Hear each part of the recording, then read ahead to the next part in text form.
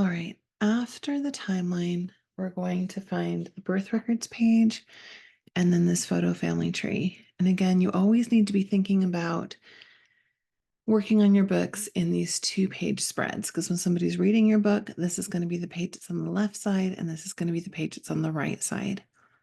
So birth records can be a lot of different things, and you may or may not have any real birth records.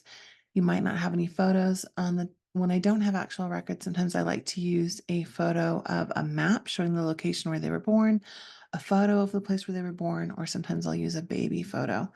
In this case, since we're working on James Kennedy Gordon, I do have a record. So I'm going to go ahead and upload that. And it is a delayed certificate of birth. So I'm going to use that. Now, the one thing is you can see I've got this frame here. That's where you can drag a photo. If I drag directly into this frame, you're going to notice it's the wrong size. And I actually don't like that. And I could mess around with this and try to, fix it so that it's the right size. But what I'm going to do, instead of using this frame, I am going to just go ahead and take it out. I'm going to move some of this text, or I'm going to move all of this text down a little bit. I'm going to select the frame. I'm going to delete and I'm going to drag the record on. So just because I've put the frames on those pages, don't feel like you always need to use them. They are there to make life easier for you. And if they're in your way, just get rid of them. See, getting rid of it allowed me to have the full image of this birth record. And I can select it and then crop it if I want to, because you can see if we zoom in, you can see there's a little bit of the scanner showing in this image, but I'm not worried about that, so I'm not going to bother. And then I'll go ahead and grab this information or these information fields and scoot them back up. And then I'm going to just fill them in the same way that I filled in the information on the ancestor profile by using the same text box and just adding in the information. This delayed certificate of birth does not have the fields filled in for the father and the mother's name. It does have their ages, which is kind of interesting. But for some reason, they chose not to fill in their first and last names. Now, I know what his parents' names are. If you recall, when we filled in the ancestor profile, I had all of this information. His father was John Alexander Gordon, and his mother is Electa Maggie Graham. That being said, this page is not for the birth information necessarily. It is for the birth record information, and this birth record does not have that information on there.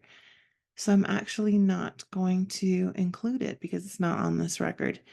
And it doesn't have his weight or his length. A delayed certificate of birth is a certificate that is created. That's what it says at the top here. It's created not at the time that the child is born. It's created much later. I'm not sure.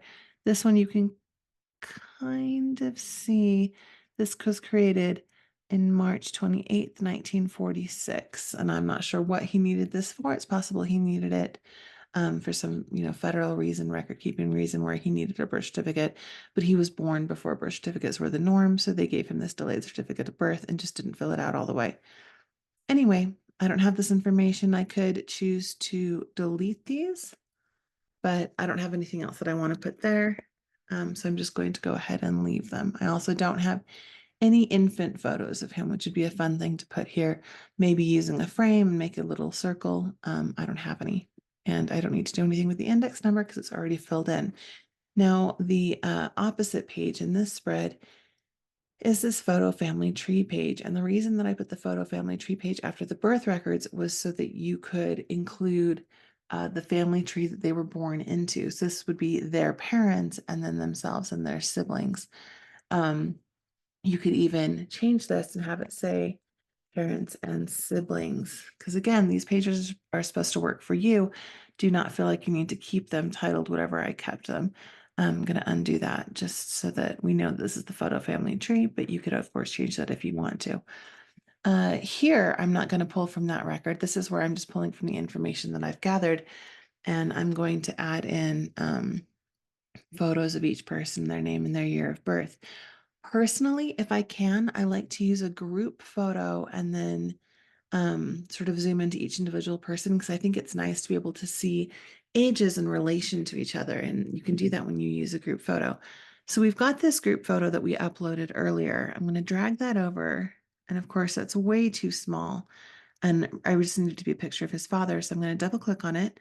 It's going to turn into that little ghost outline photo. I'm going to enlarge that. We just want his father, who is pictured right there. Okay, let's see how that looks. You can see a little bit of his son behind him, but that's pretty good. I'm going to drag it in again. We're going to go and get the mother's portrait. She's got this giant hat on. It's a little distracting, but I actually want to zoom in a little bit more, even if it means cutting off the hat, so that we get to see more of her face. Really, the hat is the same size as her head. I am going to go ahead and let James, who's the oldest brother, he's going to be in this photo family tree because I want to see, where he fits into his family. So we're going to include him. He can go right there. And then his little brother will be next to him. And that way we'll have all 4 family members in the photo family tree. Let's actually zoom in on James just a little bit more so that we can see him as well as we can see his brother. Okay. And that's what this looks like. And now I can change each of these fields to match the information that I have about his family. Okay, there's their information. Now zoomed in, you can see that I have parent, parent, child, child, just so that everybody understands what the relationship is here. You can delete that text if you want to. You could also change this and have this say father and have this say mother. The reason I have parent is to make it non-gendered for any families that have parents who aren't just male and female. So it's totally up to you. You could even possibly use this as a place to put information like their name, but I prefer to just have their name right here and then the year that they were born. You could also have, 1863 dash and then the year that they died if you wanted to include their lifespan, which can be helpful and also can be significant, especially if you've got children who died early.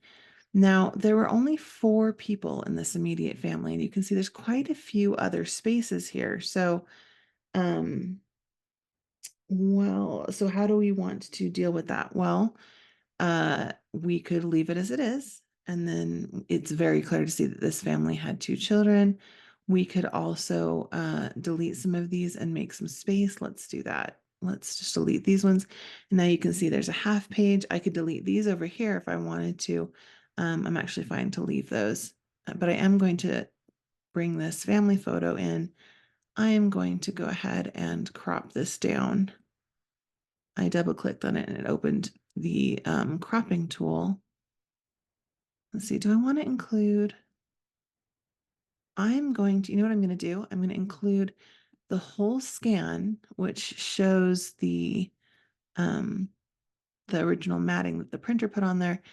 And then I'm going to copy this and I'm going to crop this even more.